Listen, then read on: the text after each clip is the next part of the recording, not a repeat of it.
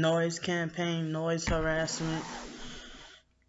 So they delayed my freaking computer. I'm surprised I was able to catch any noise. Excuse me. So I'm uploading another video. I'm multitasking. Uh, so I'm multitasking, and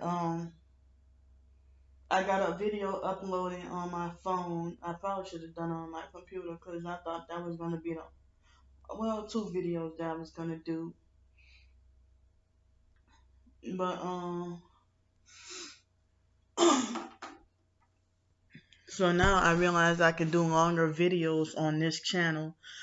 And as far as I know, I'm still suspended on the other channel, and they're not even telling me um when that other channel is gonna be you know when I'll be out of YouTube jail. So I wish I can express myself better. Like a lot of times I get like a mind glitch. Like I get like mind glitch or like my brain is frozen or something, frozen from thinking or something. So they shortened the video on the other phone. See, I have been allowed to do videos for close to 30 minutes. And now, I mean, I even cleared the cache and deleted, whatever I'm supposed to delete. And they're still trying to make it like as if, the most I can do is about, like, I can barely even, I can't even do 24 or 25 minutes on my phone of videos. See, I hear them again. Trying to distract me and slow me down. So I don't even know if that's a real. Is that real? That sounds like a real emergency right there.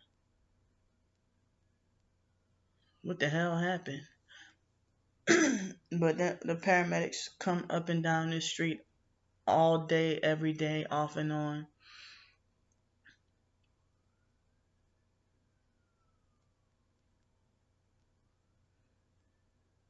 Or they, yeah.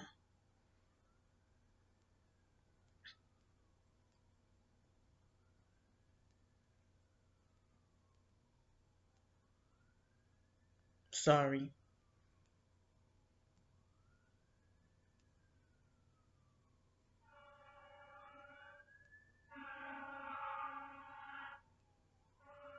I wonder what the hell is going on like that.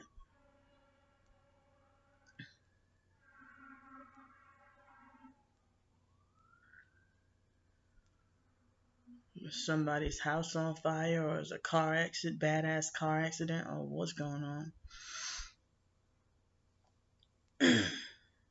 So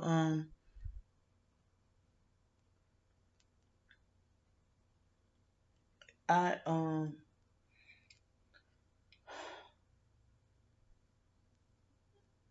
sorry, I feel slowed down and stuff like that. So I had some stuff I wanted to say. Even yeah, they pretty much try to cut my video short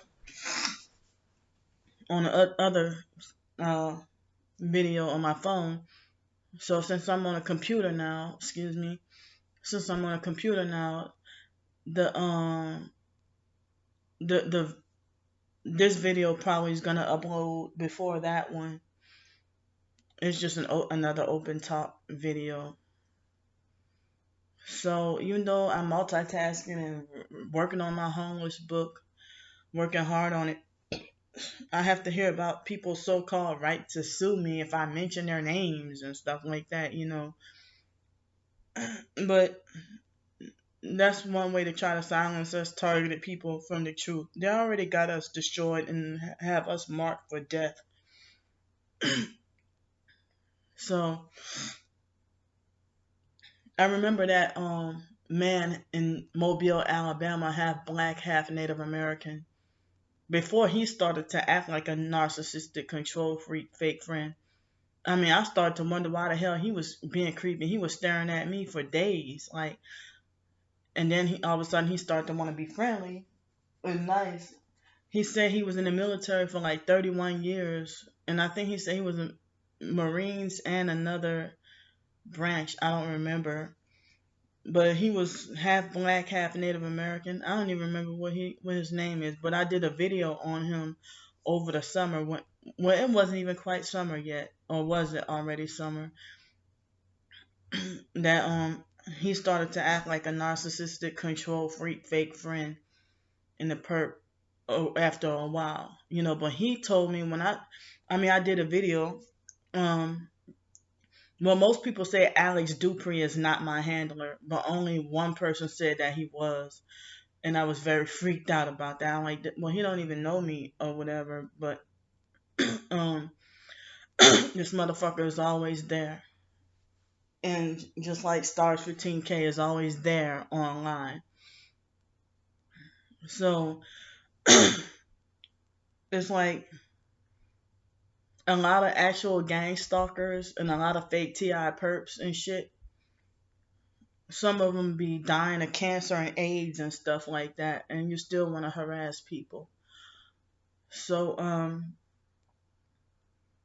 Alex, I'm surprised people like Alex ain't in I'm surprised he not locked up in an old folks home or nothing like that. He's still running free and still able-bodied and stuff. But that guy, half black, half Native American, in Mobile, Alabama, he was supposedly homeless too.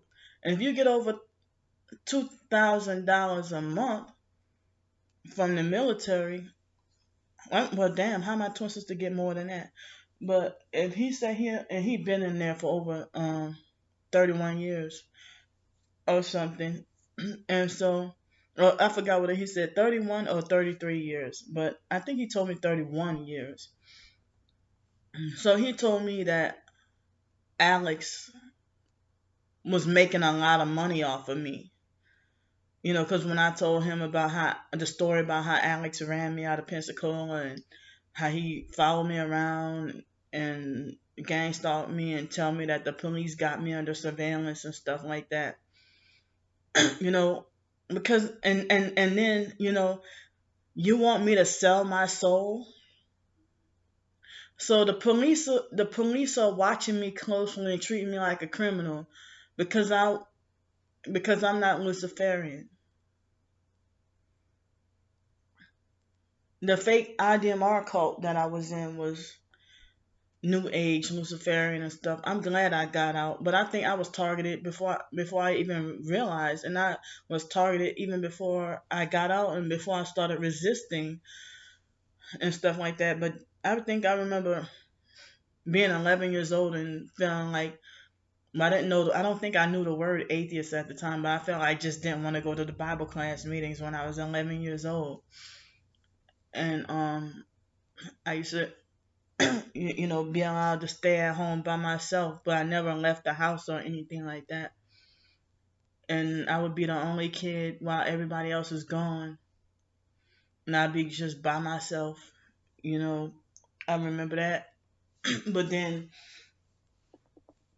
the foster mom, I just knew, I can tell that she used the cult just to control us and program us. And the foster kids that she favored, plus her biological kids, um, they weren't forced to go. But she tried to get people to join that cult. So I don't know. She wanted people to join the fake idea mall cult, but the foster kids she didn't like were the ones who she forced us to go, and then the foster kids who she chose favoritism towards, they weren't forced to go. They can stay home if they wanted. and they had more freedom and so-called rights than we did. We were deprived of, we like the foster kids. She didn't like, the foster mom decides who should like us and who shouldn't like us, and they treated us like they wanted us destroyed, like they wanted us to die, you know, just because we were labeled retarded. But the foster boys or the foster kids who were seen as mentally normal were the ones who, the foster kids supposed to be seen as mentally normal.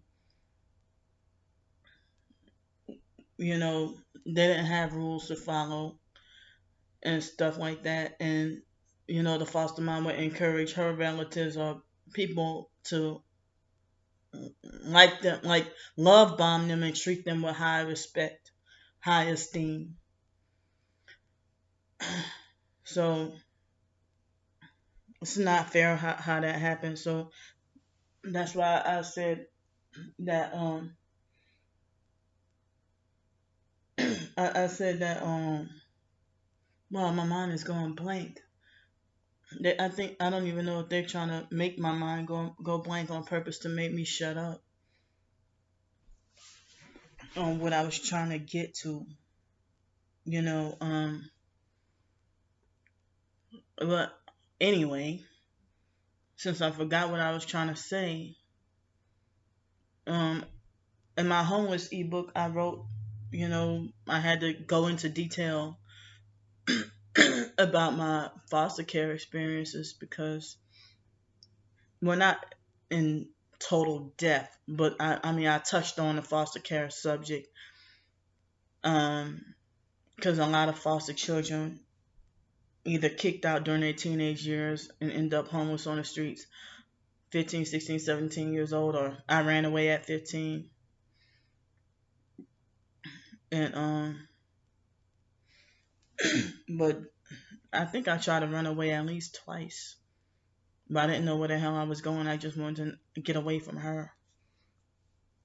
You know, but I wanted to try to find a way to go to the biological mom Frances' house when I was 15, but I had like this no money at all and the slightest clue on how to get there or where she lived or anything like that, not realizing that the biological family is evil as well, you know.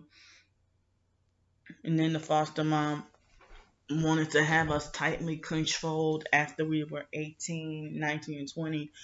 And then I heard that it was a lot of people who do foster parents. Some of them masquerade as Christians, but I wish I can had access to that website that was saying that foster care is designed to take innocent children from their parents and strip them of their inherently God-given Christian values.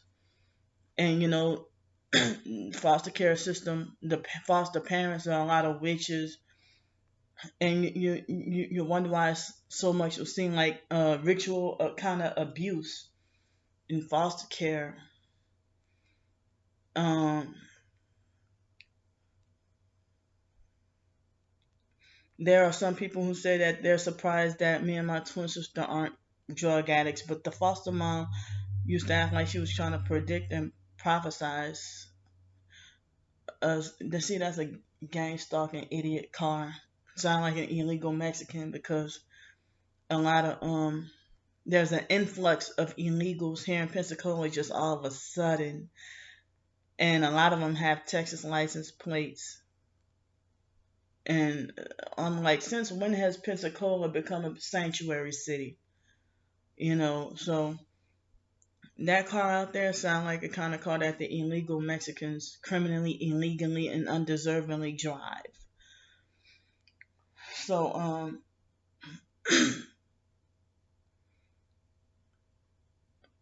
I mean, but anyway, that was a freaking distraction. I hate loud vehicles like that. Um, with the doctored up motor and stuff like that. So I was gonna do a video on a different topic, but I ended up running my mouth and talking about this. You know,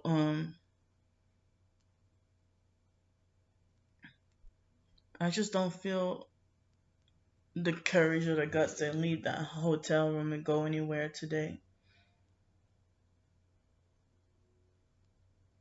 See, that's another loud vehicle. So,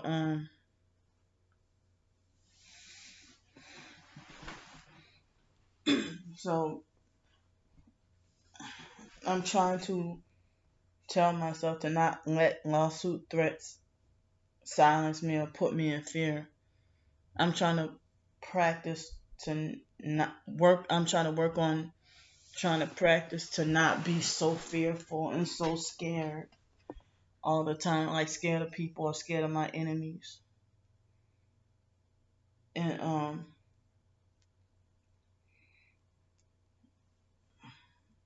it's like people are looking for the opportunity to rob me of my money from my ebooks. Um, Even if I'm not talking about you in my ebooks, you still want to come after all of whatever royalties I make. And so you know,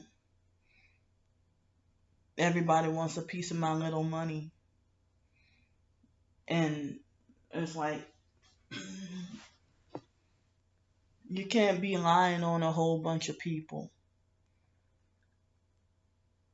And the secret is out with the targeting and MK Ultra. They try to say that the MK Ultra is declassified and went underground, and I'm still wondering about my programming. Um, I still have a lot more to learn. I mean, I'm not even sure if I'm totally MK Ultra, but I have a twin, and they experiment with twins. All psychiatry is MK Ultra related. Is all psychiatry is MK Ultra related. Um, so Project Paperclip, research it. So it seemed like a lot of us targets who try to break our programming. Um, we are set up for sacrifice, and when we're gang stalked and heavily targeted until we die. Celebrity or no celebrity. But wow, it's like we supposed to be like unpaid celebrities, and the paparazzi perverts stalk and follow us, and they want to watch you, even remotely watch you while you using the bathroom. And I think it was yesterday and the day before they kept force orgasming me. So I don't even know. I can't even pinpoint like all the technological aspect. Um, all I know is I'm being hit with energy weapons and having stuff happen to me. But finding out, like tracing who's the one doing this to you, or wondering what Russian people are watching you or whatever, and over in Russia or somewhere. I don't even know. I've heard a little bit about it, but everything just seems so complex and difficult for me to understand. Because even though I have a bachelor's degree, I got some learning disabilities here and there because of my two strokes I had when I was 5 years old. So they had a Chinese voc rehab counselor who was a narcissistic gang stalking she also knew nothing about me. Well, I guess she knew what was in my records, and it was in 2008, I think, and she was also trying to tell me nobody's gonna hire you, and refused to help me get a job. And then she confronted me when I reported and exposed the way well, I actually told another client how she treated me and stuff. and she went to try to confront me and stuff for all the dirty things she said to me. It's like just about any um social security ticket to work worker or any voc rehab counselor, they always talk down to me and tell me nobody's gonna hire me and stuff. And they're narcissistic abusers who perk the fuck out of me really bad. So that lady, her name was Bentley Denton, and she said, well, how is it that you have a bachelor's degree and you have a ninth grade reading level? You know, so I'm considered slow in some areas, like with reading comprehension and stuff. And I don't know if it was because of the two strokes I had when I was 5, or because the medicine they had me on. They said psych meds and fluoride lower your IQ. You know, oh, I think they're lasering the lower back of my head right here, cause it feels like as if somebody, it feels like a laser, like somebody's drawing on the back of my head, like right here. It feels like as if like a laser kind of pin. It feels like like a remote laser knife or something at the lower back, like right here. So I wonder if the gang stalking perks, if they're right for what they do, why do they feel like the need to cover up the evidence that you try to show? Even if you have everything right and you got all your evidence, they sabotage your evidence in court, and then make it like as if the perps have a right to sue you for slander and defamation and libel or whatever false accusations when you actually telling the truth and showing your proof. And then they'll be like, you know, they'll try to say that, gaslight you and say that you're lying. See this phone right here? If I be like, well, this is a phone, right? This is a cell phone. Oh, that's not a phone. That's a cup. No, this is a phone. No, that's a cup. That's how they try to gaslight you, similar to that. You know, or if I say that, this is a roll of toilet paper. I use this roll to blow my nose. No, that's not a roll of toilet paper. That's a shoe. No, it's a roll of toilet paper. No, that's a shoe. You put it on your foot, and you be like, what the hell? So then, if you don't agree with them, they'll reverse it on you and say that you're the one who's, out of touch with reality, and that you're the one who's delusional. And I mean, the games that they try to play, But I have to realize I'm not mental, and any mental disability or ailment that I have is manufactured, not God. Not It doesn't come from God. It's manufactured by man, who get their inspiration and influence from Satan. God will never, you know, God will never condone a person. And now, if we're supposed to not seek seek out wizards and witches and stuff in the Bible, why the hell we going to psychiatrists and stuff? As another witch or wizard or warlock, whatever you want to call them. So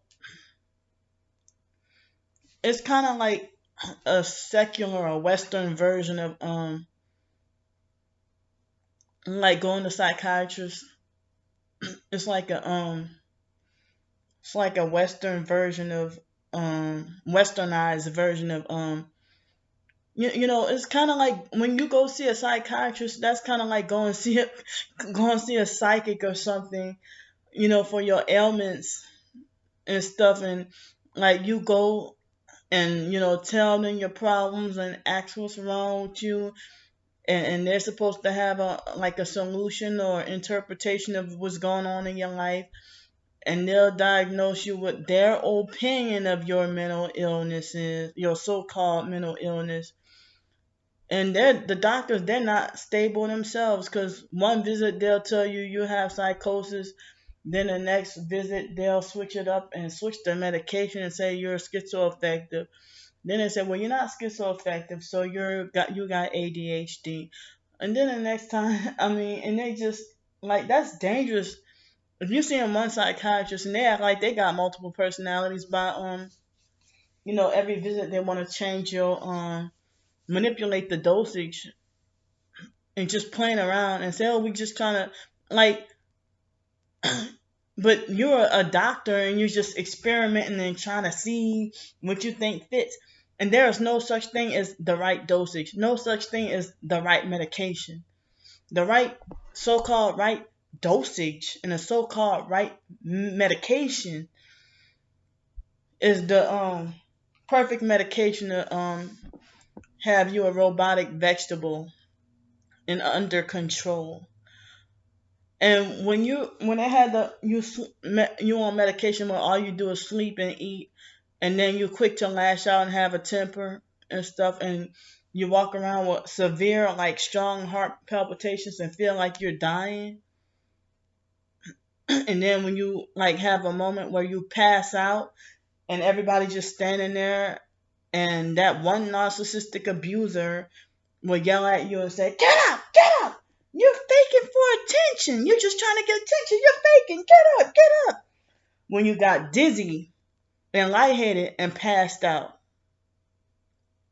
from those medications, and then they'll try, and then when you're hungry and you're weak and shaky like this, but your blood sugar, when they take a blood sugar test, your blood sugar is normal, but you're sitting there weak and shaky, and then next thing you know, you feel lightheaded, and you boom, fall to the ground, and like, oh, look at, she's grimacing, she's faking, I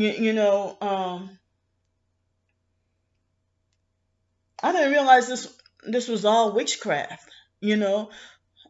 So you freaking go to a psychiatrist, and I mentioned, basically they want the target medicated so heavily, and they got you right where they want you. They want you medicated so heavily, and they got you right where they want you, so that they got you right where they want you, and they want you so heavily medicated so that they can work stronger witchcraft on you. And that's reality. That's a fact. It's very messed up. So basically, as I said, and I'm gonna say it again, going to, like, a psychiatrist and telling them about your problems, they can't fix their own damn problems. It's like basically like going to see. I'm wondering if God sees that in the same way of a person who go and seek out a clairvoyant or witch doctor or something, because pharmakia and sorcery, the book of Revelation talking about sorceries, and there's an increase of suicide nowadays, and you don't even have to be targeted. You see a commercial on TV that repeat in your head over and over again. They say the most basic form of mind control is repetition. Excuse me. So you go and look at that, whatever. Wait, I think, isn't Lyrica a freaking psych medication? Let me see. Hold up. My phone is acting the way it wants to. My phone is acting the way it wants to. Well, not, the perks manipulating. But yeah, let me see. Hold up.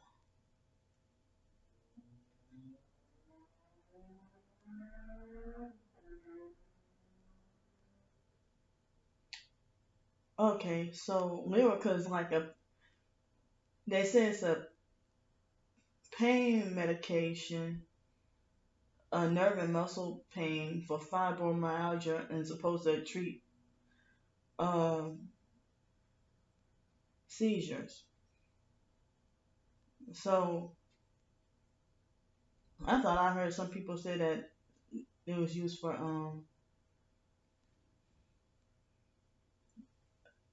I thought they also say use as a psych med too. But whatever psych med or something you see, and gabapentin is like Clonopin, I think.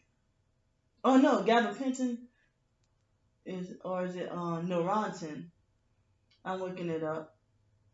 Yeah. So say for example, Neurontin is gabapentin. They're comparing it to Lyrica. So how the hell the same medication that's a pain medicine is they use it for psych meds too? And there have some people who might use they have a car accident or something. A person will have a car accident and then use a psychiatric medicine for the pain, and then the medicine make them feel depressed, and then or you might see a whole bunch of anxiety medication commercials on TV and make you think, oh, and they keep replaying that same video over and over again, and then make you think, well, until you start to feel like you got a psychiatric problem or anxiety, um, you know, problem. And they're like, well, and then they try to justify, well, I fight with my husband all the time, and I feel nervous around, my coworkers and stuff like that. So they want us all to believe that we're mental, but you're narcissistic enough to feel like everybody's mental but you, and you're the only normal one. So, you know, everybody, there's a mass medication epidemic that they just make a whole lot of money off. Big pharma. Um, Big pharma is like westernized witchcraft. It's westernized witchcraft. So I know I'm not the problem. I know stuff is not wrong with me. If it is, it's manufactured by this system via, their way of eugenics. So, God does not want his servants to be on psychiatric medications and think there's something wrong with them up in here.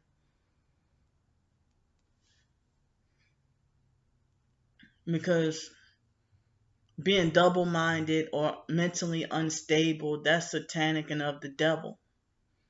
But I'm trying to heal my soul by reading the Bible and praying and stuff. And I kind of slacked off, and I need to get back on it, get back stronger. And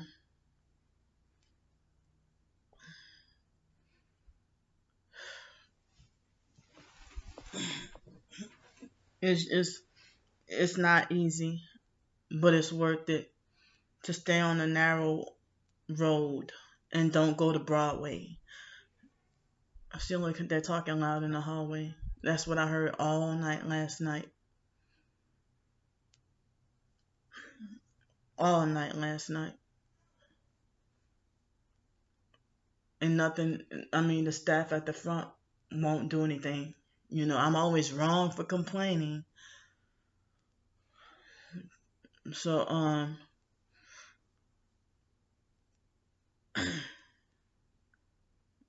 yeah, she must be new because she hadn't. I mean, I didn't really hear a problem or loud talking. Um, if you heard her voice from on the if the computer pick up her voice from talking all loud, it's not even necessary. I feel distracted from what I was trying to talk about. So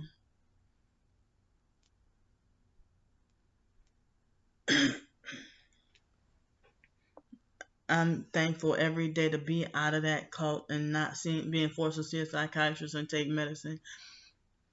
And I'm sitting here thinking, still having a difficult time trying to process that the foster mom is just pure evil, but glorify herself as better than perfect and act like the foster family, the um the rich elite ones who act what's that word? Um I'm trying to think of the exact word, but I can't even think of the word that they think they're higher and better than everybody, and elitist. Um as I said, I wouldn't be surprised if the foster sister Joni's mom, Critty Montgomery, is a targeted individual. I can't say that for sure. But I can't say that for sure because been persecuted and treated a certain way by the foster family. She's genetically related to the foster mom. That's her cousin. So, and Cricket and her sisters, they know some dirt on the foster mom too, in the foster family. But I don't know everything that they know. But my twin sister told me some things, that they said, that exposed the foster mom and her sister Mickey and them. But my twin sister ain't talking. She ain't exposing. It's not about this just, oh, you're telling your business and you're telling everybody else's business. It's not about that. I'm just, if that's the information that it takes to expose part of this programming that, if you weren't, I mean, they'll try to make make all these slandering accusations against you and try to make you like you're just so much lower than and less than. And Joni, the foster sister Joni, who's Cricket's biological daughter, the foster mom adopted her daughter's. I mean, she adopted her cousin's daughter. Um, the foster mom, they think they're that controlling, trying to control other people's kids. That the foster mom didn't have legal custody, but just had physical possession of Joni's first child, India. And Cricket had to beg the foster mom, Anne, to see her own biological grandchild. Like, that's not Anne's biological grandchild, but the fact that Anne adopted Joni, and then, that was Joni's baby while Joni was gone in the military, in the Navy. And the foster mom was that controlling that she would not allow Cricket to spend time with her own biological grandchild. But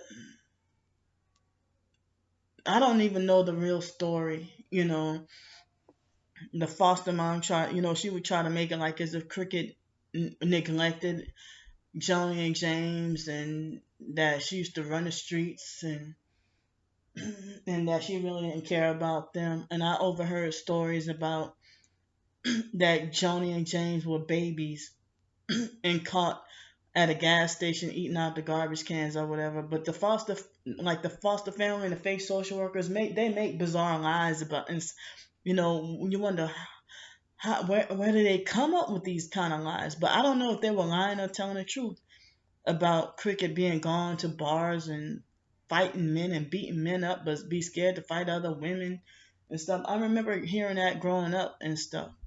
So then years later, I scratched my head and wonder how the hell I saw Cricket at the same mental health facility, outpatient mental health facility that Jefferson Parish Human Services Authority.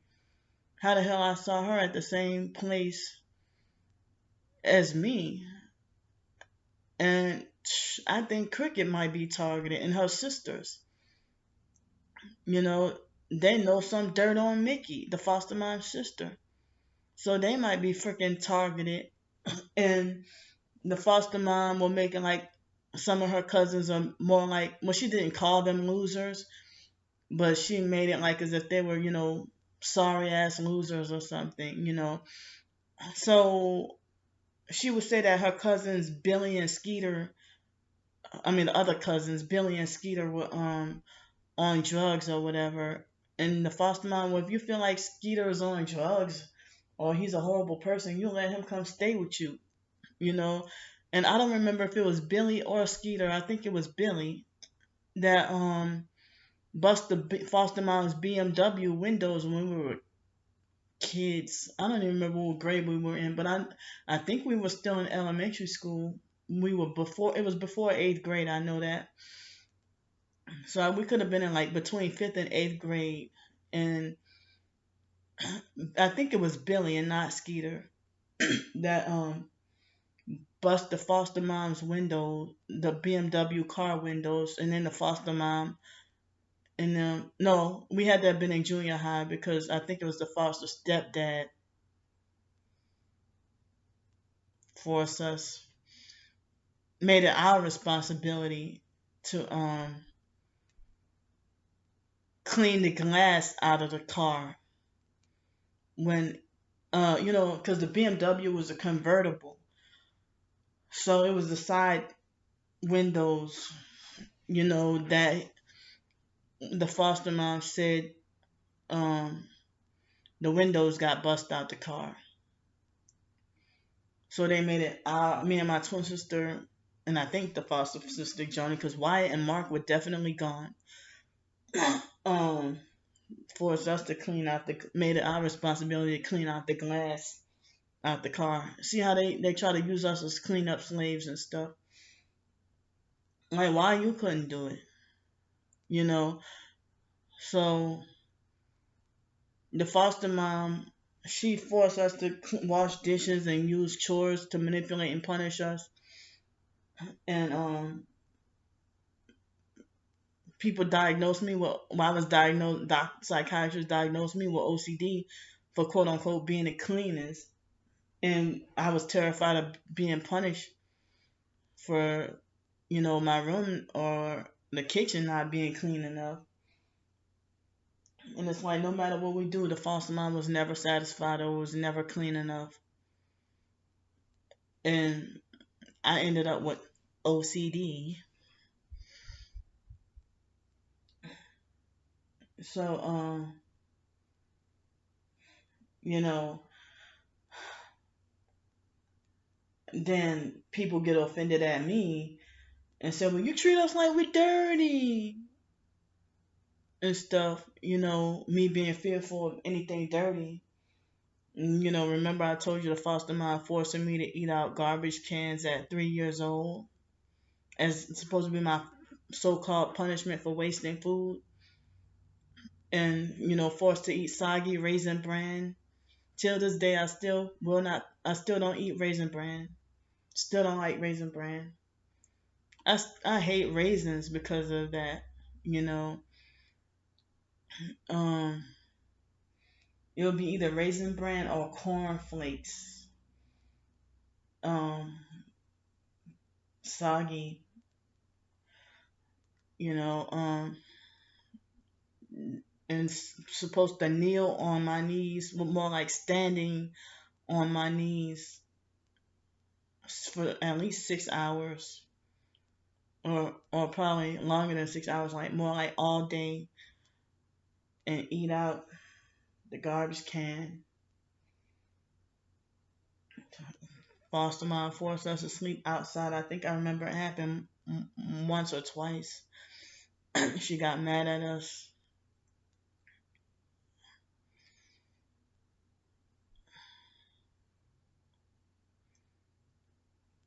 I don't even know.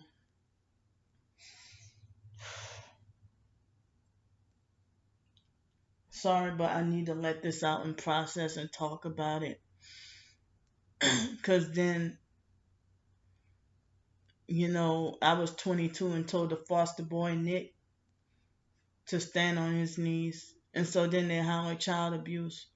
Then I got confused. I'm like, well, I didn't know it was considered child abuse because y'all used to do it to me. Oh, we ain't never did it. Yes, you did. And, they love to rough handle and jerk you and pull your hair around. And if you clear your throat and cough in the fake cult Bible class meetings and you're sick as hell, we weren't allowed to be sick. The foster mom will punish you for being sick and falsely accuse you of over exaggerating and faking on purpose for attention. I don't know if she thought she was that perfect that if you got sick, then that must mean she was a failure foster parent or something. She had 3 biological kids of her own, and so did Mickey. So I don't know why they decided to have this fake business of taking in foster kids to ritually abuse. And so a lot of foster children are so mentally disabled to even realize that they've been abused and speak out on it. And I remember, how the hell we supposed to be the crazy one or the mental patient? And the foster mom, I was 7 years old, and she bust my lip for telling a man, "Look at my new shoes." We were at a fake called Bible class convention or something, or a picnic and seminar. I think it was a convention, and we were in Houston, Texas. I think, yeah, we had to have been. It was a convention, and we were in Houston, Texas, because we went to Astral World, and I was traumatized by some of those rides. I don't even remember. I think one of them was called Greased Lightning, and that was the most traumatic, scary ride. And it had another. I think if it wasn't Dungeon Drop, it was another one of those amusement rides or whatever. And so the foster mom, well, she allowed us to take swimming lessons, but then at other certain moments, she wouldn't allow us to go swim. Well, I loved to swim so much, but my twin sister didn't really care. And I still love to swim, you know. But I can't swim that great. But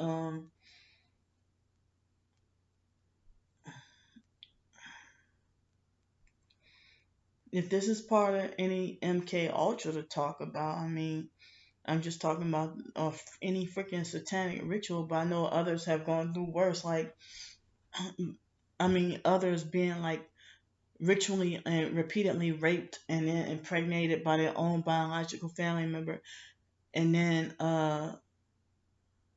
forced to have an abortion, and then forced to eat the aborted baby's fetus. Eat your own aborted fetus, your own child. And I've heard of severe satanic ritual abuse like that. But I'm thankful and glad I wasn't forced to go through that. But my heart also goes out to, I don't even know how to express, I'm just so sorry that they had to go through way worse, go through that. So, like my Spanish teacher, Miss Valbuena, when I was 15 years old trying to tell her about the foster mom. Miss Valbuena her name was Maria Pilar Valbuena, and she was Spanish from Colombia, and she was my Spanish teacher. And in some ways, I kind of wonder if she was targeted too, because Miss Valbuena she used to be nice to the kids, and she used to be lenient with the kids, and but she used to get in a lot of trouble for being nice to the kids and stuff.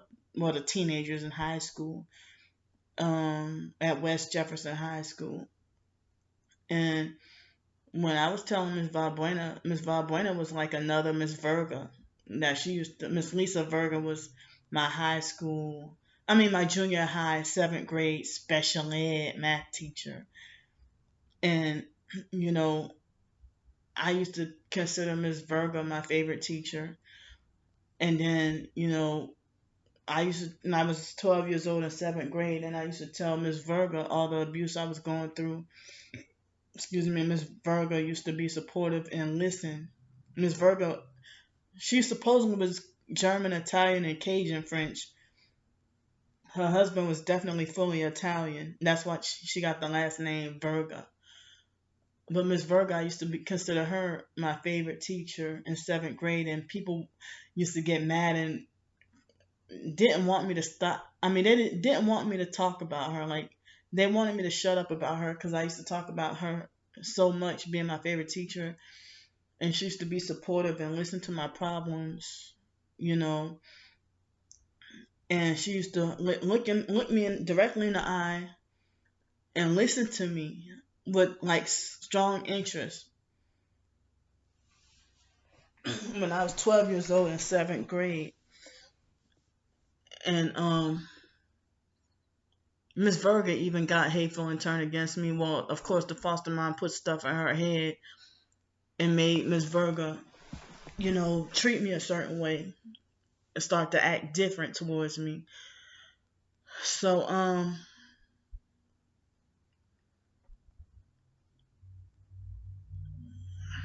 Miss Verga, you know, started to, I come to think of it, started to act like a perp towards me, and wanted nothing to do with me.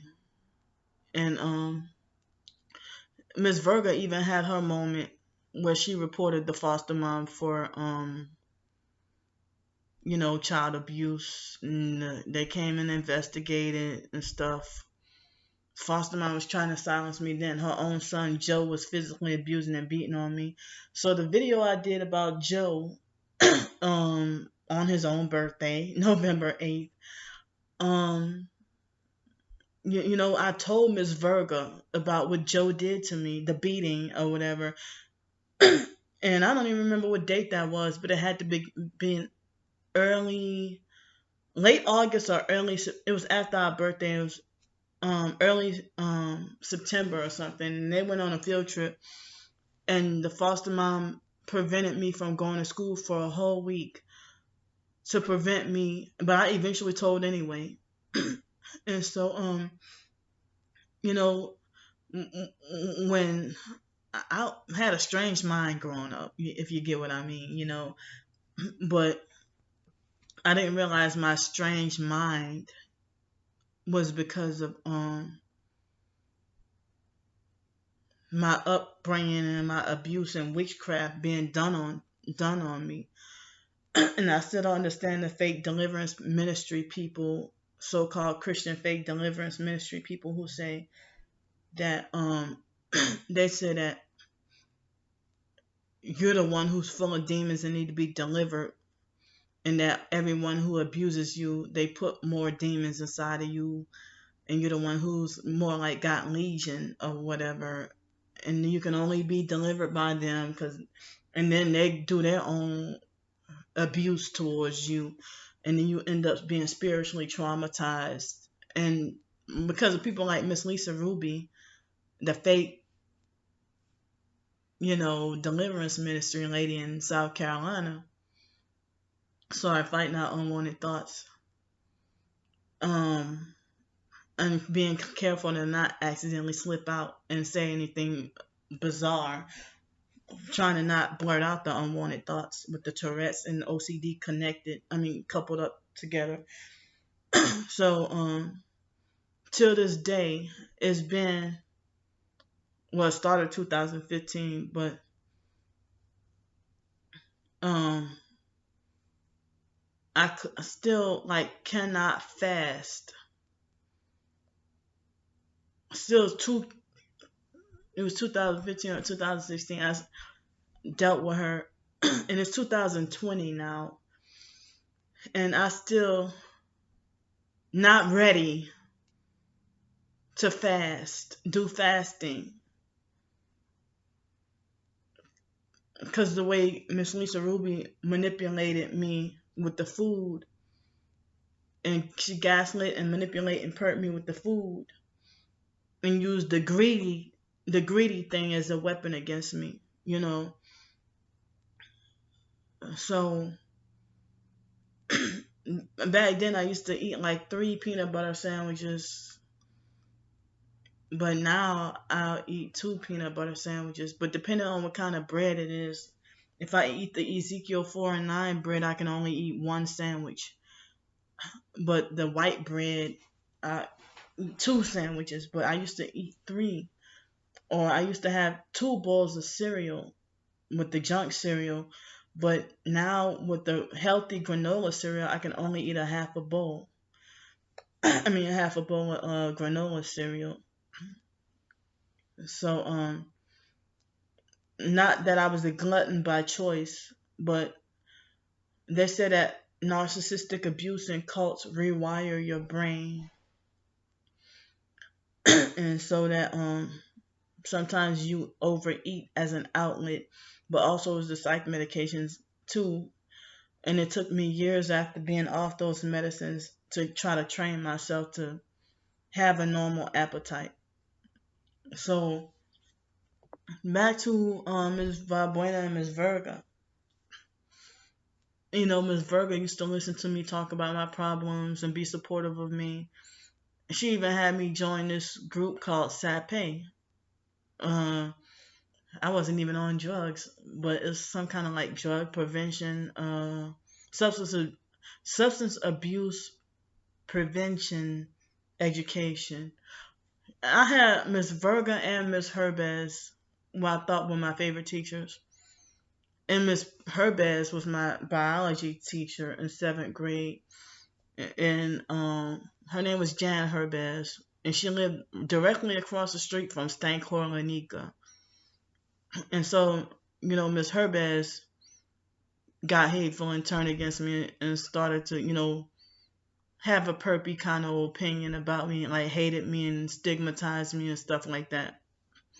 Because we were in 7th grade and we took sex ed, and I had a whole bunch of I took over the summer. Wrote down a whole bunch of questions about sex and stuff like that. And then when I started 8th grade, I showed Miss Herbez. Miss Herbez went to wonder why I would ask so many questions about sex. And then, whatever stuff the foster mom put in her head, Miss Herbaz ain't been the same. And Miss Virga had already gone because she got a job she moved up really quickly. And by the time it was 2005, before Hurricane Katrina, Mrs. Virga was like the whole principal. She was in her early 40s, and she was the whole principal at East Jefferson High School. And we went to West Jefferson in Harvey, and she was at East Jefferson. I think that's in Metairie, Louisiana. So, yeah, East Jefferson. Yeah, not in Kenner. East Jefferson is definitely in Metairie. So, Miss Virga, when I went to try to visit her in 2005 before Hurricane Katrina, she mostly ignored me and treated me with a certain kind of not nice, and she still had, from my teenage years, and then I'm an adult and it's 2005. I haven't contacted you, I haven't dealt with you in years, and then I'm an adult now, and you still have that stigmatized or hateful opinion about from when I was 12 years old. So I felt hurt and devastated. I mean, keep in mind, I didn't have Jesus Christ in my life and didn't know the truth back then, So, but Miss Berger, she got hateful and turned against me because the foster mom poisoned her head with lies about me. And I was in seventh grade. So some people say that, we were pretty much could have been targeted since birth. Stigmatized. I mean, I really feel like that character Powder, except I don't have all those witchcraft and superpowers and stuff, But being singled out and isolated and stuff. If you watch, I think his name was Sean Patrick Flannery. Is that his name? And that used to be one of my favorite movies. I felt like I could relate to it. It wasn't my ultimate favorite movie, but it was one of my favorite movies. Powder, and even, well, minus the witchcraft, I think I remember Matilda. I was able to relate to her in certain ways too. I used to consider that one of my favorite movies as well. And so,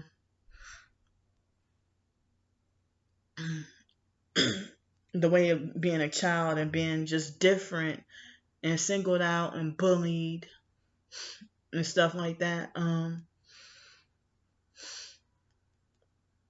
Yeah, I remember Matilda and Powder. But, like, I don't like movies like Romeo Must Die and Queen of the Damned. But during my time being a big fan of Aaliyah, I used to like those movies just because she was in it, and I thought they were my top favorite. But other than that, without her in those movies, I would have felt wouldn't even touch Queen of the Damned. But then I didn't know it was evil and stuff like that. I thought it was just harmless entertainment. I didn't know the truth back then, So anyway,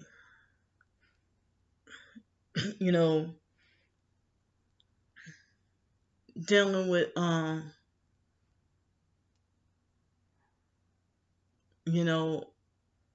I didn't have Miss Virga as a favorite teacher. But I don't remember telling Miss Herbez my problems.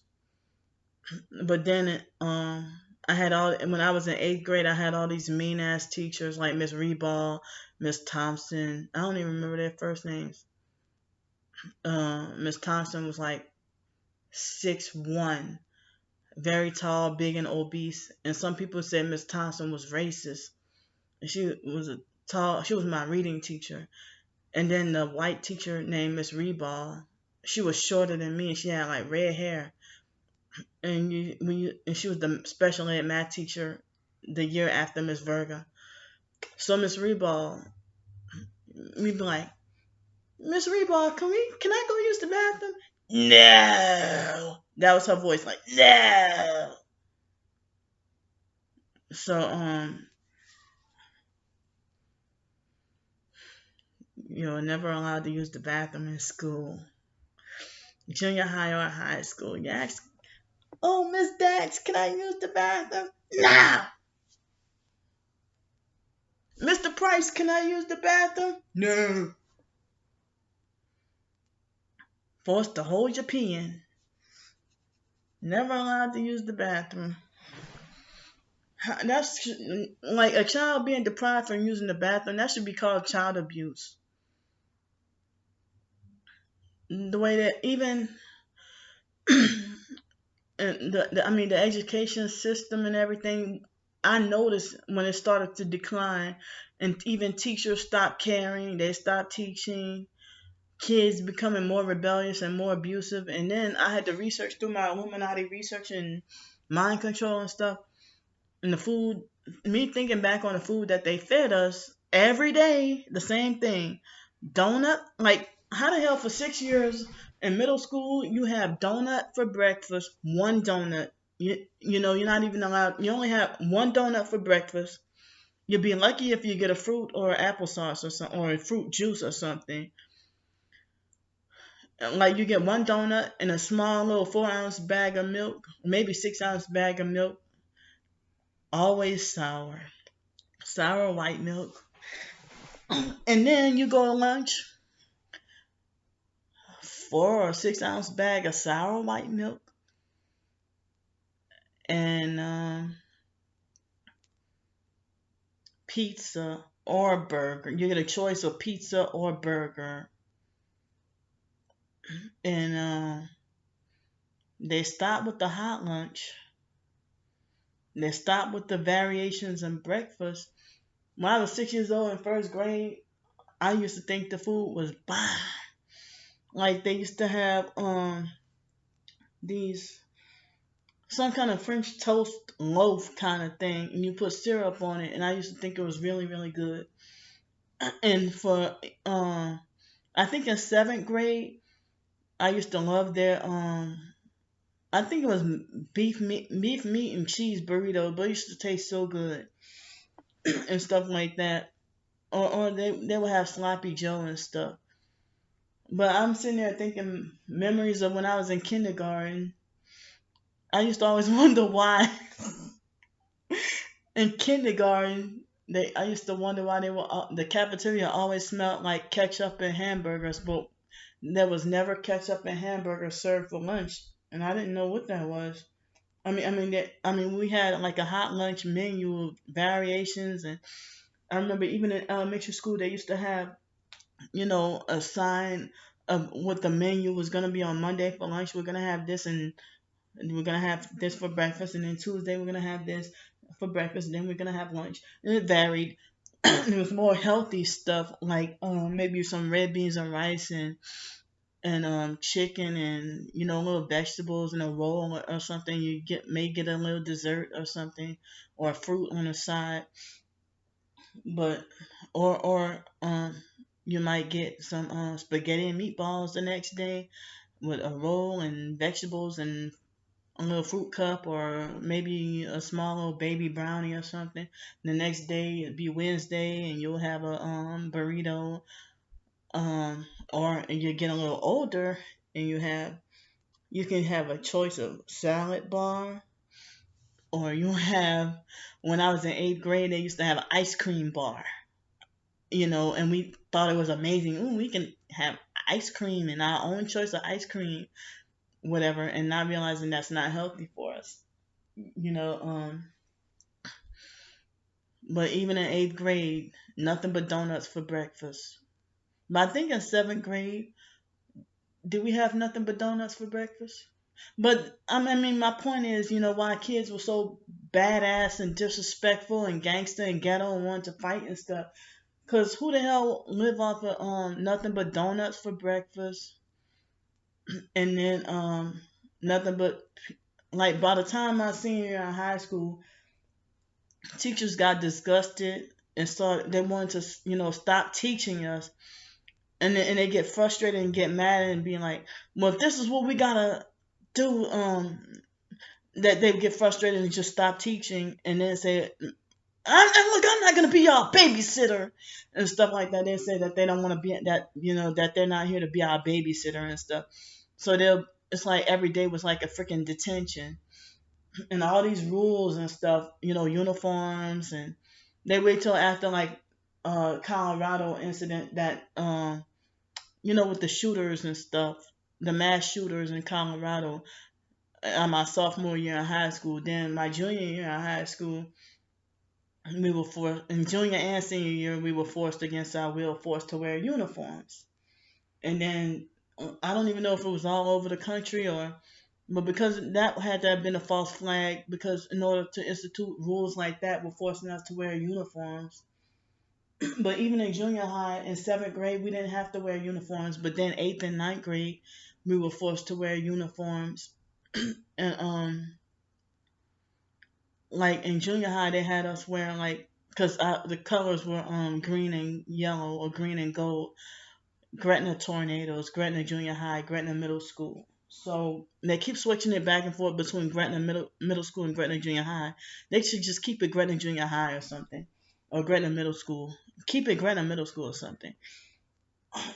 So Gretna Junior High, we would wear either white shirt, and it would be like a polo shirt, white shirt, or a green shirt with the logo on the left side, I think, and khaki pants. And either, if you're not wearing khaki pants, then the girls will wear a skirt. like a plaid skirt, or you wear a khaki skirt. And then by the time we were in high school, there was less choice, where you wore either a red or a white shirt, and there was a logo on there, and you wore gray dicky pants. They had to be gray dicky pants, like men's work pants. That was our uniform, and you had to wear either black or white, or red or gray shoes or something. But I think when we were in junior high, we had to wear either black or white or green or yellow shoes, and you're breaking the dress code. If you wear a different color or something, like they waited till my senior year in high school, like our last day of school as seniors, graduating seniors, to pick on me about me going to school with blue shoes, and they try to use that to perk me and trying to stop me from graduating, and trying to use that to give me detention on purpose to set me up to not graduate. But what happened was I was in respite, and they didn't even allow me to have the color shoes I was supposed to wear or whatever. I don't remember exactly what happened, but I mean, they just try to use that to set me up to not graduate. And I graduated with honors. I'm sitting here talking a lot about school and stuff, my school experiences. But I'm having fun and enjoying talking about it and sharing it with, my subscribers and stuff. It ain't about just telling all your business or whatever. I'm just trying to say how this relates to my targeting, so yeah, I mean, Miss Verga even had her time when she reported, the foster mom to CPS or whatever, and they went and investigated because I was having nightmares about sex and stuff like that, and I would daydream a lot. So like my mind wandered off into space and not realizing a lot of times I wouldn't even daydream on purpose. But when I was at the fake called Bible class, I would daydream on purpose because the shit was so boring. And they said the same thing like you had to hear the same exact thing 3 times a week from the exact same person. Excuse me. And people were wondering the fake IDMR code why you didn't progress. Excuse me, got the hiccup. Or move on anywhere, So, stop. Got the hiccups. So sorry. So, I fought tooth and nail to get in Ms. Valbuena's class. And Ms. Valbuena was one of the popular favorite teachers who used to pass everybody with straight A's. No, they had some people who failed on purpose. Like, how the hell you a smart honors kid and you fail Spanish on purpose just to look cool? You think it's cool to fail Spanish on purpose and just to try to fit in, It's not like they failed because they knew the truth and refused to go along with the programming. But I was brainwashed and didn't know the truth. But I was eager and desperate and determined to want to learn Spanish. And even from far back as 7th grade, the kids used to perp me and bully me and treat me a certain way. And,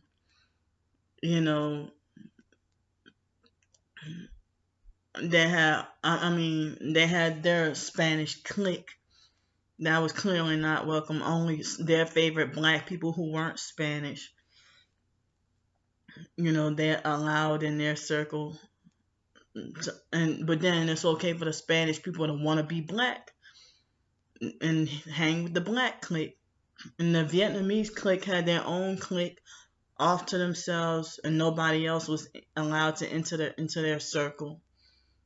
And it's like there was this different racial cliques in school, but sometimes the blacks and whites would intermingle, but the Asians were their own clique, the Middle Eastern Arab speaking people or whatever, whether you like, they call them Arabian, the Arabian clique. But if you like from Palestine, if you from Jerusalem, if you Lebanese, if you from Turkey, whatever, you part of that the so-called Arabian clique.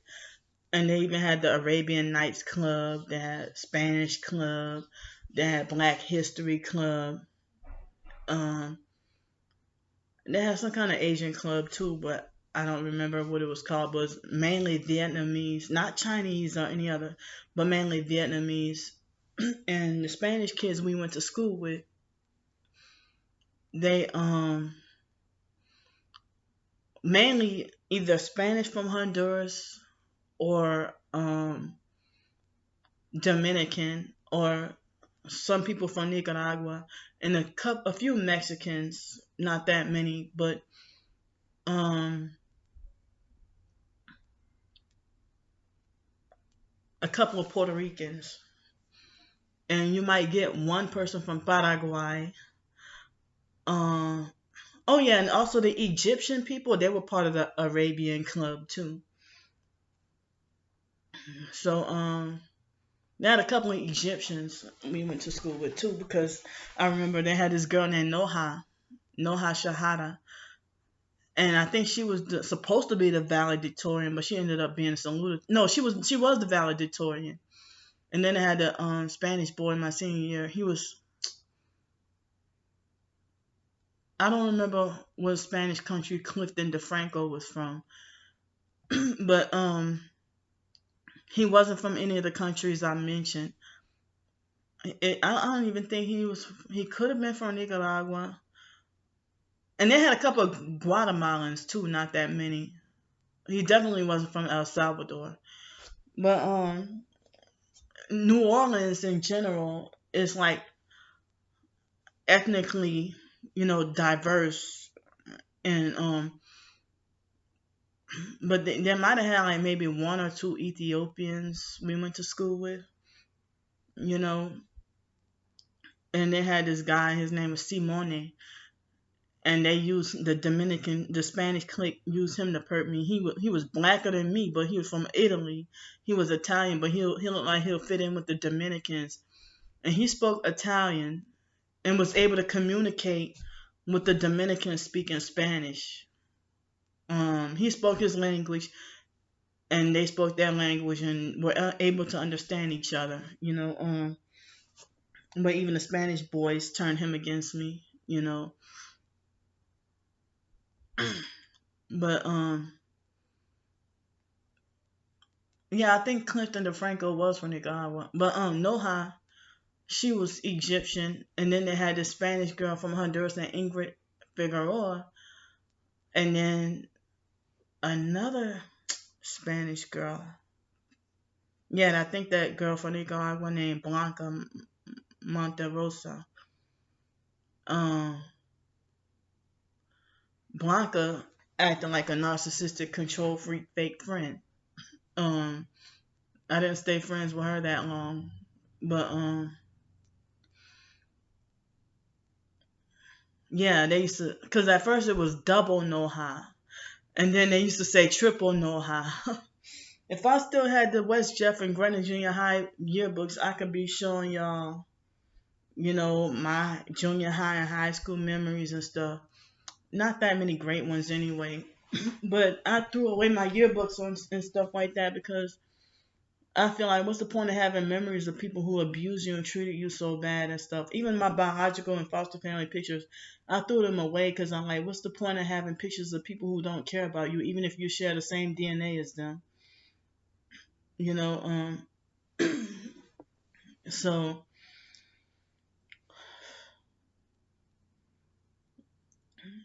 if I'm supposed to value, consider it valuable to have possession of pictures of people who will celebrate my death and rejoice and be glad I'm dead,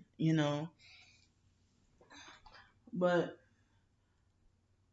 I think I really think Miss Valbuena kind of, I could be wrong because she even, I don't want to tell all her business or anything, but she had a husband named Dominic who was I'm gonna say his name, Dominic Orlando, and I didn't think about it until mm, like a couple of years ago that Miss Valbuena, she married a man. She was in her early 40s, and she married a man who was definitely was a narcissistic abuser, but he didn't put his hands on her. But she worked and had her own job before she even, and was a teacher before she even got with him. And then he was controlling her and controlling her money, and treating her like a punished child, like with no freedom or rights and stuff like that.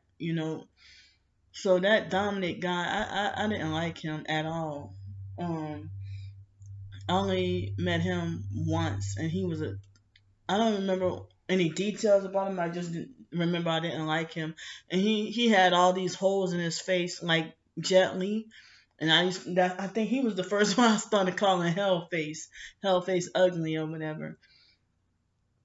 And so I remember Miss Valbuena took us, me and my twin sister, to her house and graded papers. She had a lot of Spanish papers.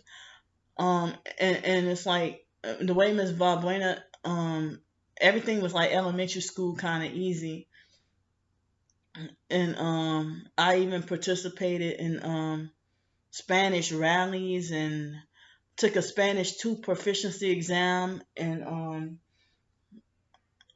well, I mean, I had a Spanish rally competition, but I didn't win. It wasn't a pass or fail, but it's like if you won or whatever. But I was able to participate in it. And so me, Miss Valbuena, and this girl named Michelle Ramsey. Michelle, she was, I don't know what, if she was biracial, mixed, or what, but she, talked and acted everything like a white girl. And I didn't know back then, but come to think of it, Michelle Ramsey was a devil worshiper. I mean, they had the white people, the foster sister Joni used to call them headbangers. She just used to call them headbangers, the same people who walk around with the gothic and the trench coats and stuff. And they try to say that those kinds of people who were the ones who did the Colorado incident or whatever. But but Michelle Ramsey was a devil worshiper. She was a Satanist witch and stuff like that. So they had their clique, and all the people, they either black and delusionally believe they're white, or they're white people, or another race who thinks that they're white, and they're part of this clique too. This devil worshiping. I didn't know that at the time that they were dangerous people, or that they were devil worshippers, or what you call headbangers or whatever. But they were devil worshippers and witches. And I remember this girl; she was nice as hell, and she was Filipino and black, and her name was Angeline Morris. And she was too nice and sweet and friendly to be part of that, the devil worshiping witch cult of kids. But you would think they're harmless or whatever. But I didn't know any better back then. I was in high school. And Angeline had a brother named Michael who was mean. He was an asshole, and he used to date one of the twins, a different set of twins, Alexis and Alana. He dated Alana, I think. And Alana was the mean one, and Alexis was the nice one. And they had like really light eyes and stuff. So I remember that. But everybody, we were all in ROTC and stuff like that. And they fought tooth and nail to prevent me from going into the military, and try to make me as disabled and crazy as possible on purpose so I couldn't go into the military. But again, y'all did me a favor. I'm glad, because I'm glad I didn't go into the military, knowing what I know now. So I think Miss Valbuena's narcissistic husband was her handler, and he controlled her tight. He controlled her money, and he controlled everything. But even when I told Miss Valbuena about my abuses that I went through, and then the foster mom put stuff in her head, and then Miss Valbuena was the first one who ever called me negative and tell me I shouldn't let go of the past. And she's like, "Well, Candy, you are like a roller coaster. You go up and down, up and down." Well, the foster mom put that in her head. I'm not a damn roller coaster. Never have been. But I was never diagnosed under Dr. Chakraborty. I was never diagnosed with bipolar.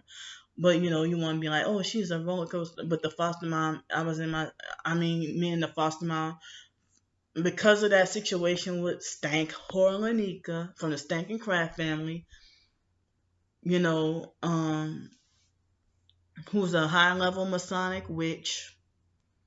I'm surprised she wasn't part of that devil worshiping clique or whatever, but she's something different, but it's a different kind of devil. There's many different ways to worship the devil, but one way to worship and serve Jesus Christ. So, my life went downhill after, with Lanika and stuff like that. And, even Stancore Lanika was one of Miss Valbuena's favorites. And she was everybody's favorite. And I don't see the hype. I didn't get it. Why everybody idolized and worshiped her. And she got more treats in life and more worship than whore Beyonce. It's a noise campaign. Kids screaming in the hallway.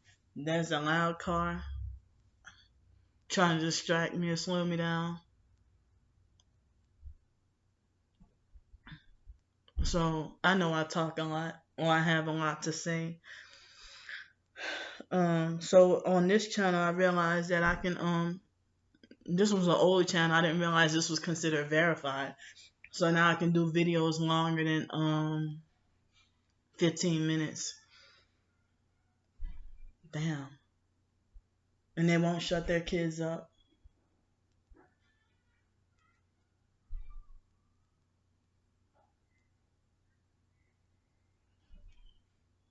They're doing that on purpose. Shut your damn door and shut the hell up.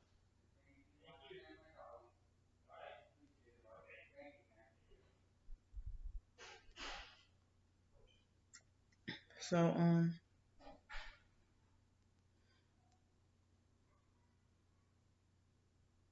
looks like I'm gonna have to put my earphones in. Because I've been trying to clear out my ears. Because if I keep my earbuds in all day, every day, I end up getting increased fungus and ear infections and stuff like that. So I'm trying to let my ears have some room and let my ears breathe. You get it's like I need to black out outside noise, because it hurts my ears. But it's like, imagine that's what like if that's like a mask for your ears, So I've been doing that for years. So like the mask, but the mask from your face, you end up breathing in your own CO2, So anyway, when Miss Valbuena was the first person who ever said I was negative and I should let go of the past, and then once she said that, everybody started saying it.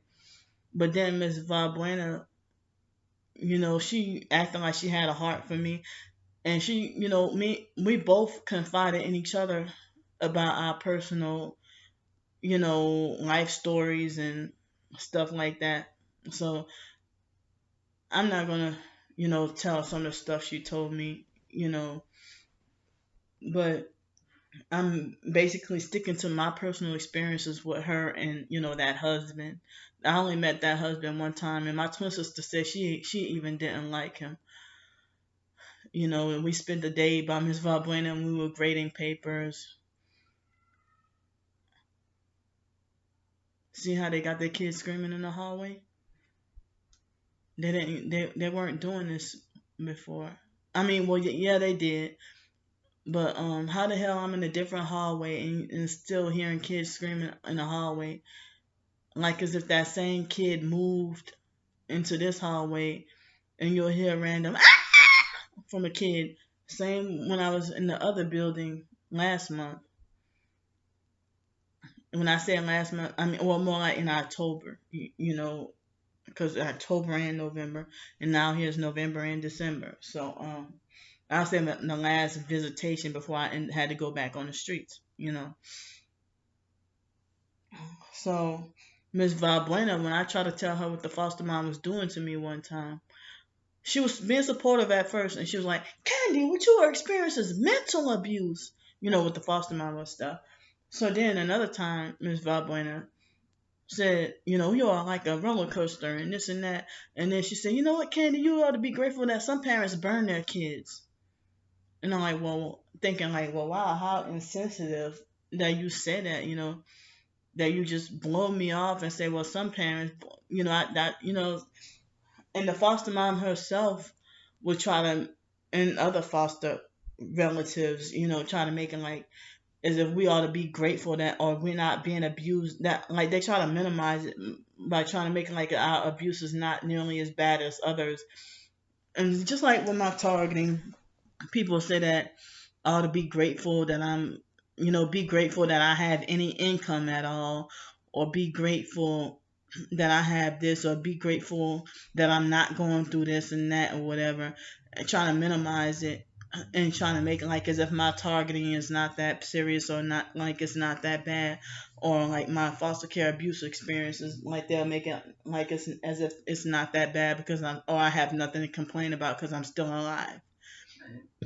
Excuse me, but I've been saying it a lot that no 15-year-old child should have to walk around feeling like people treat me like I don't deserve to live, or like I don't have a right to live.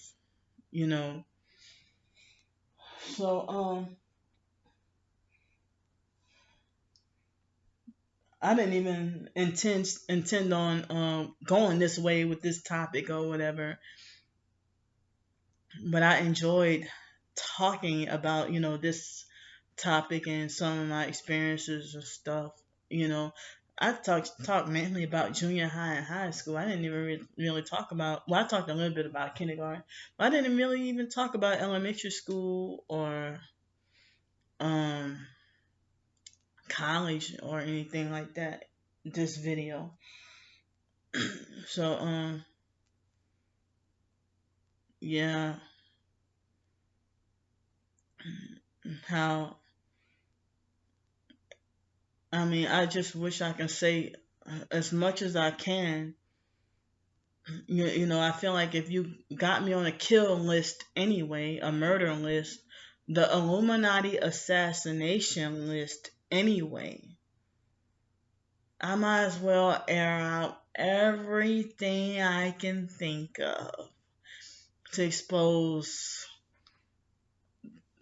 what was being done. You know,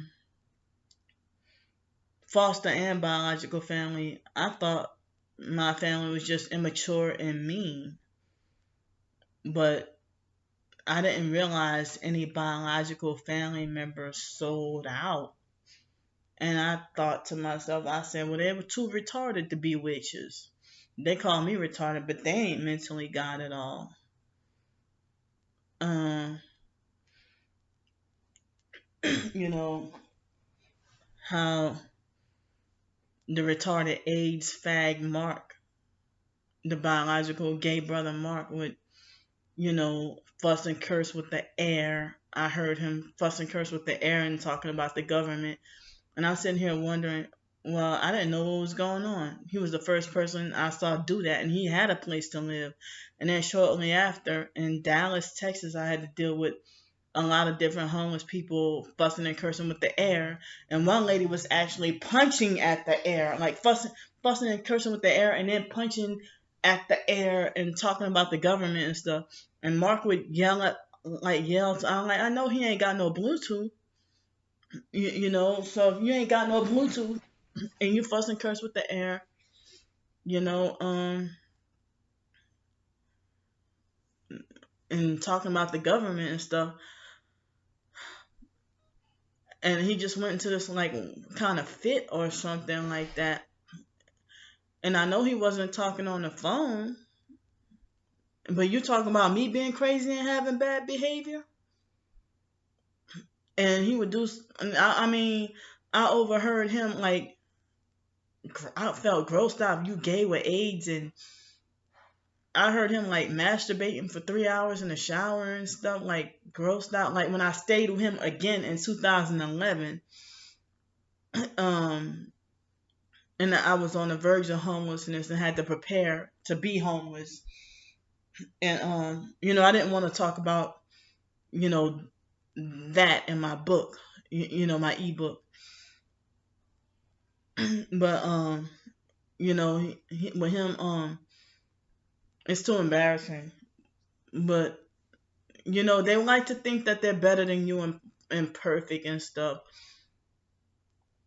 So even in 2011, he would get mad and scream at me for no reason, and me and him will have arguments, and he think that he can try to handle me, make jail threats at me. When he can't use and take advantage of the way he want, and I put a stop to it or stand up to him, that's when you want to make jail threats or make threats to get me locked up in a mental institution. Now keep on in your hair and watch I have him lock your ass up. Like, how the hell you talk to your sister that cruel? Cruel. Cruel and heartless. Just because you're hurting and miserable. And so you want to try to take me down with you. And then Mark is the type of person, he'll steal your money in front of your face. And it's like the biological family members do dirty stuff to you in front of your face. And then, or they do odd, weird, and bizarre stuff in front of your face. And Mark would snoop through all my belongings in front of my face and dare me to speak up and say anything. And the foster sister Shelley used to treat me with the same abuse, treat me the same way. But Mark, if you ask Mark, he'll act two-faced and be like, "Oh, I can't stand Shelley." But they meet each other, if they haven't seen each other in years, and they be like, but I'm your own biological sister, and we haven't seen each other since Hurricane Katrina. And then I see you in 2007, and your attitude is like as if you just saw me yesterday, and like you've been seeing me every day. I mean, no love, no care, no like family reuniting or nothing. Just treat me like you see me every day, and not excited to see me. And then, but you're excited to see other people when you ain't seen them in a long time. It seemed like your whole thing is like focus on worshiping detention and worshiping punishment. I should have put that in my narcissistic abuse, about how narcissistic abusers, I mean that ebook or whatever, how narcissistic abusers, how they worship punishment, and they act like it makes them feel bigger to make their victims feel like they're in some sort of undeserved detention or something like that. And we did nothing to deserve this, to be punished and controlled and abused. And I'll say it again, you are not my handler. None of y'all are my handler. Jesus Christ is my Lord and Savior. So I had to talk, and I'm gonna keep talking about it. I mean, because I was shocked, and I felt like I'm trying to not let it bother me, but it's like that you come after me with a lawsuit. I would have never thought you would have done that to me. But they're only using this to silence me and for an opportunity for a money grab, that you wait till I got ebooks published. And here my ass is trying to get back on my feet, trying to get solidified so I won't have to any longer have to ask for donations. But again, people who are popular and famous on YouTube, it's so nobody complains, or they have a roof over their head. They have cars, nice cars, and have a roof over their head, and they still put their cash up, GoFundMe, PayPal.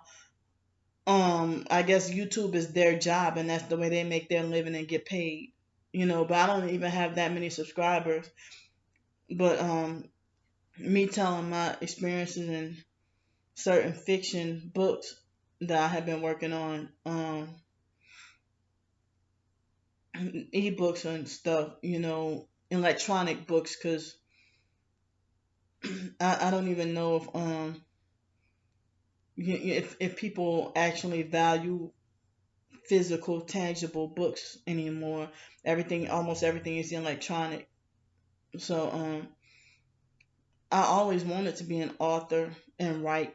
Um, but I think maybe it was right now is the right timing because I'm 37 years old, and even though I still have a lot to learn about certain things, I mean I know enough that I can write about certain things. So I mean they're threatened by the fact that the perps in general, they are threatened. They have other professed targeted individuals who have physical books and ebooks about their targeting experiences or so-called targeting solutions. But you're in this program until you die, until they sacrifice you, and they're trying to get you to kill yourself and try to stress you out, trying to manipulate you into killing yourself. And Mark would delight in other Mark, that retard Ramona and them, they trying to delight in having me killed. Because even in 2005, before Hurricane Katrina, that retard Ramona wanted me. She tried to sacrifice me in a car accident, and I didn't know it at the time until years later I realized. And she got have a deceitful looking smile on her face, and the only one who act like is that she want to try to talk me into renting a car. And then later, it didn't take me till years later to catch on to what she was trying to do. Like everyone else said, act like they want to stop me from driving, but she the only one who act like she wanted to get me to rent a car just so she can try to sacrifice me in the car accident. And then with me having my nervous condition manufactured, not born with this, she figures she can make certain noises while I'm driving on purpose to set me up to get nervous and wreck and think it's funny. And the foster sister Shelley used to do the same thing. Um, the biological sister Ramona and the foster sister Shelley have a lot of similar ways, and Stank Horlanika as well, trying to do stuff like trying to manipulate or try to set you up, and then when you fall on your face and accidentally, when they try to set you up or lead you to a certain direction and you accidentally destroy yourself, and then they just have this big falling out fake ignorant laugh and sound just like a witch when they laugh, you know um so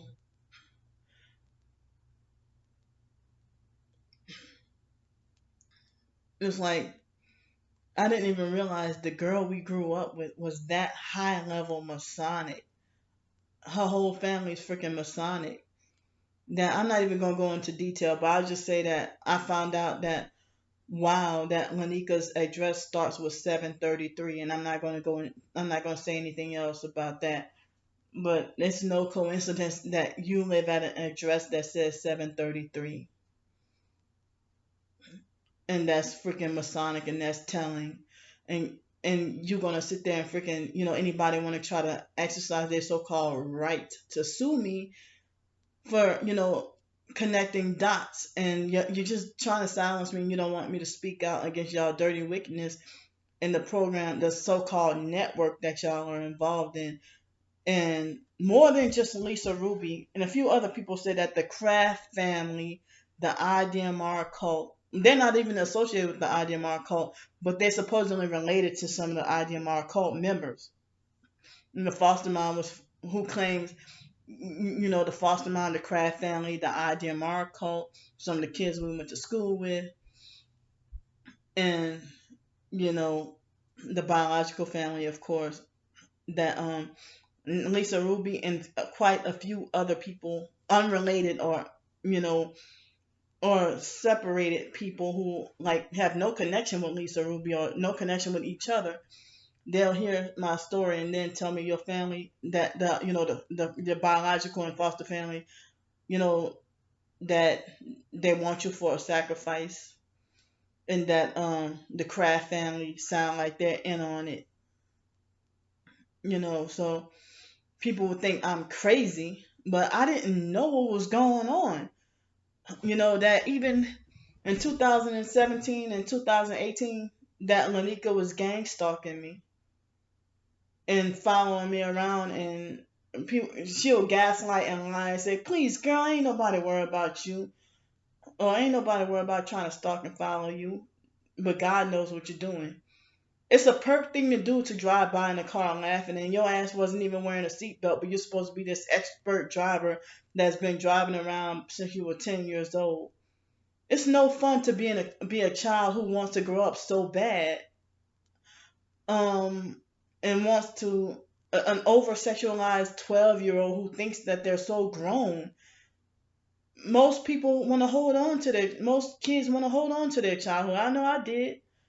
I had fun being a child, but there's nothing I can do about my childhood. It happened, and I was robbed of my childhood in a different way from Lanika, because she was robbed of her childhood. Lanika Simeon, her last name is now Harold. She was robbed of her childhood because her handlers or whatever family pushed her up to grow up so fast and be an adult. But my childhood was hindered because me and my twin sister, and foster sister Joni, the foster mom kept us overly sheltered and ignorant and just kept us as cleanup slaves. And we had such a boring, dull life, but everyone always had something to say about us. We were the talk of the town, and I guess the big hype that they can get out of us is to get us to manipulate me and my twin sister Brandy into arguing, fussing, and fighting all the time. And it was a thrill for them to create lies and rumors about us. Look at this. All day long. This is the third time.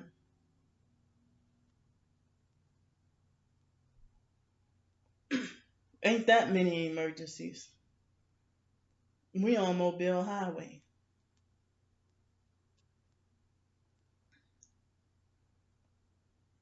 The perps know where I'm at.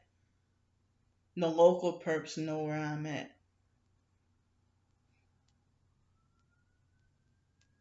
It's a damn shame. They're using this to try to distract and shut me up, trying to silence me. But the perps know where I'm at. And shut up.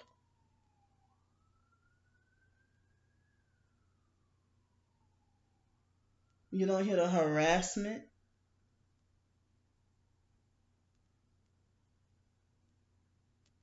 That can't be. Yeah, and they disappear when they get a certain distance by me.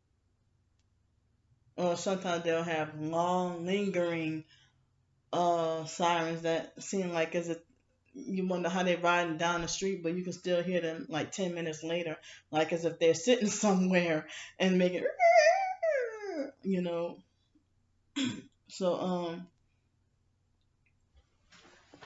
I'm trying to open up, even though on my end, telling my perspective, opening, trying to open people's eyes to the truth about what I know and share what I learned about my personal experiences with this gang stalking and targeting program. But I don't think I was total MK Ultra, but it seemed like I have certain things similar with MK Ultra victims. But anyway, the foster mom kept us overly sheltered, kept us ignorant, blamed so-called bad behavior as an excuse to justify blocking, keeping us isolated, like R. Kelly had those girls isolated and not allowed to talk to anybody and forced to be just obedient and submissive. And you would think the foster mom was a hardcore butch man dyke, but she swore up and down she was a straight woman, and she condemned anyone else who was gay. But she had her several husbands and running through husbands like toilet paper. And So, I mean, I heard that she was rebellious and had her bad side when she was younger, but she like to front like she's a perfect woman. But you go to this woman's house, I even threw those pictures away. All the African masks on her house and all the statues and stuff. And in 2015, when I went there and tried to visit her, I didn't even have the same opinion or feeling. I grew up like desensitized to all the masks in her house. Then having a different outlook and spiritual outlook and everything, I just felt like a spiritual kind of and spiritual and mental kind of uncomfortable being in that house full of masks, African masks and statues and pictures of look like witchcraft. And so they used to say that the foster mom, they used to think that her house was a haunted house. They used to think it was a haunted group home. And so they had something like embarrassing rumors about us, and people used to laugh at the foster mom's way of controlling us and raising us, and they figured this short ass woman who claimed to be 4 feet 11 inches tall. They claimed that um she wasn't nothing to be played with. Like even men almost 7 feet tall were frightened of this woman who was not even 5 feet. I just don't get it, you know. And I even have a PTSD about the foster mom, even though she's elderly now.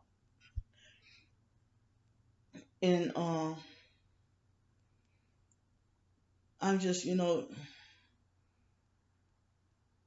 I didn't realize we were in a program, but they say foster kids are cash cows, and we worth a lot of money. They make a lot of money off of foster kids, and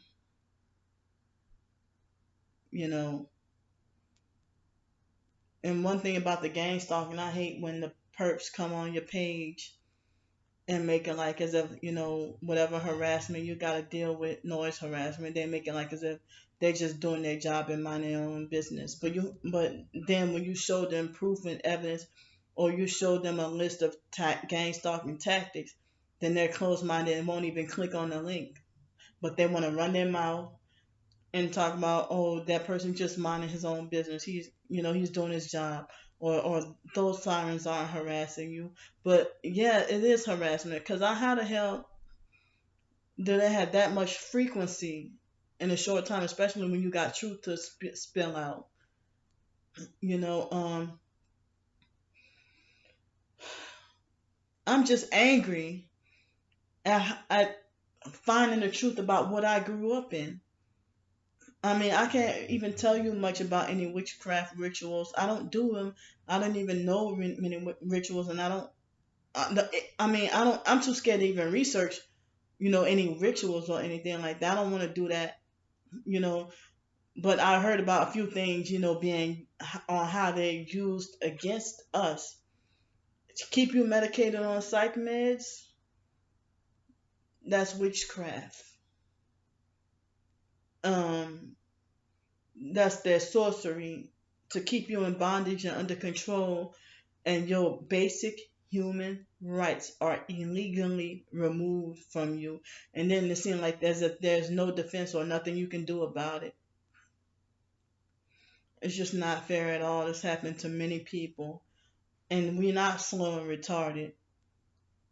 Um, but the ones who feel like they think that a temporary financial gain on this earth. I'm just trying to survive day to day. Excuse me.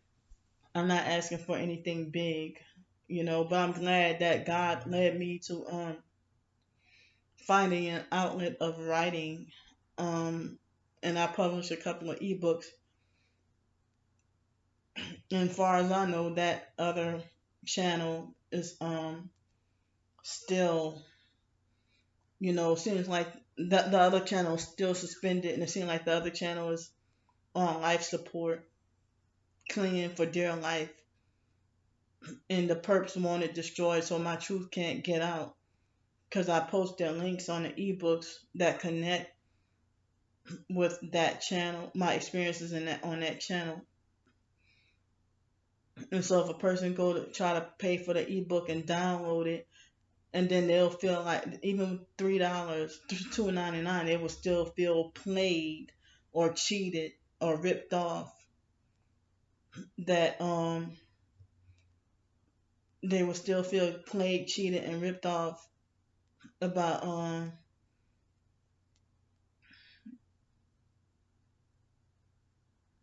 sorry, fighting out unwanted thoughts, but they will feel cheated and played and ripped off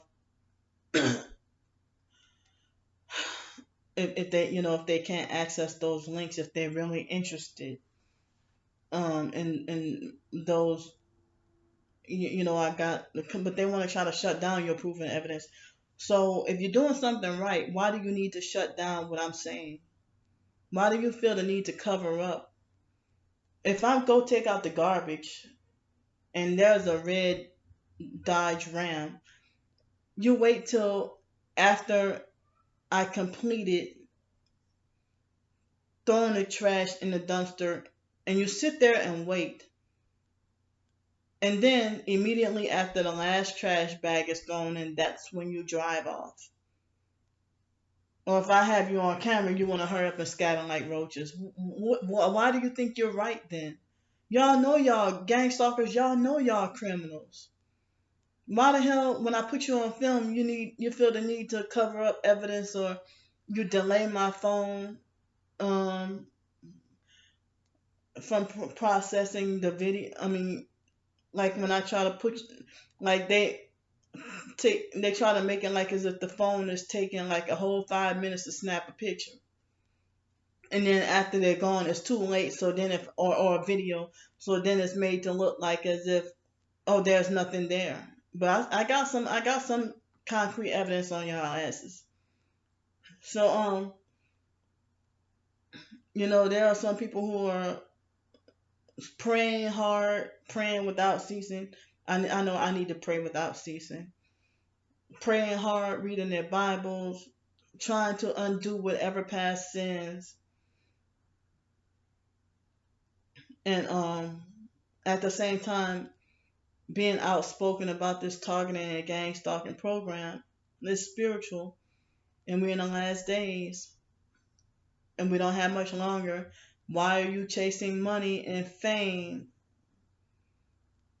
I mean, other than basic survival day to day, why are you chasing big money and big dreams when everything about to be shut down soon? Like, LA is already, Los Angeles is, and certain other cities are already under another lockdown, and they're pushing that vaccine. I'm telling y'all, you know. So, and there won't be a narcissistic, control freak, fake friend in my life who would try to force me to go take that test, or try to force me to get that vaccine. Because, I'm disabled and can't fight, but damn it, if I have to bite, kick, scratch, I'll do it to try to avoid being dragged to go get the whatever vaccine or go in a FEMA camp or whatever. They already be trying to make homeless people disappear, and then it's sad that I hear that they make homeless people disappear, and they have white vans stalking and gang stalking and watching you, and then they disappear. I mean, you disappear, and then they had the unmarked, empty white vans stalking and spying on you and watching and following you, setting you up, poison you, drug you, and then kill you, and then use you as meat for McDonald's hamburgers and stuff, or any other fast food hamburgers. Like when I heard about her, homeless or not, whoever dealt with Hurricane Harvey, and they were forced to be on a barge and put in FEMA camps on the FEMA barges, and we thought that was the end, and people weren't allowed to have cell phones. They were not allowed to expose what was going on, and they had that homeless man, the white homeless man. He said he was a former police officer, and he said he was homeless.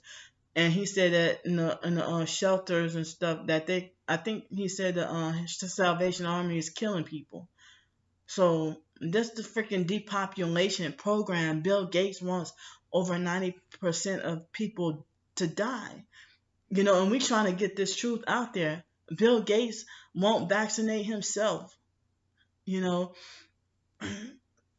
So these devils are mad, mad, mad at the truth, and they want to try to force you to, even though you believe the truth, they want to try to force you against your will to go along with the script and go along with the lie and stop complaining and shut up and obey. You're not allowed to complain. And then they use the Bible to try to guilt trip you and make you shut up and go along with this.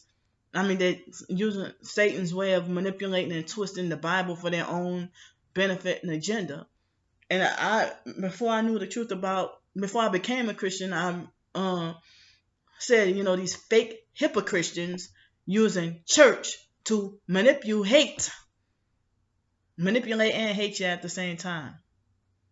So I'm not gonna go 3 hours this time, because y'all might feel like you got other things to do than to listen to my crazy ass rant all the time, or just talk all the time. So I'm gonna do one more video to talk about, and then I don't know how long that's gonna be. But I'm gonna definitely make it under 2 hours, I promise.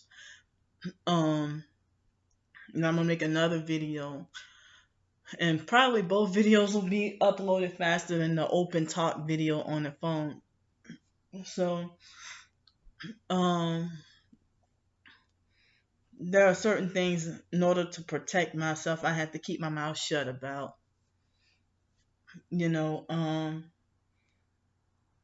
But I just don't get how the hell is the wicked people got more rights than the righteous.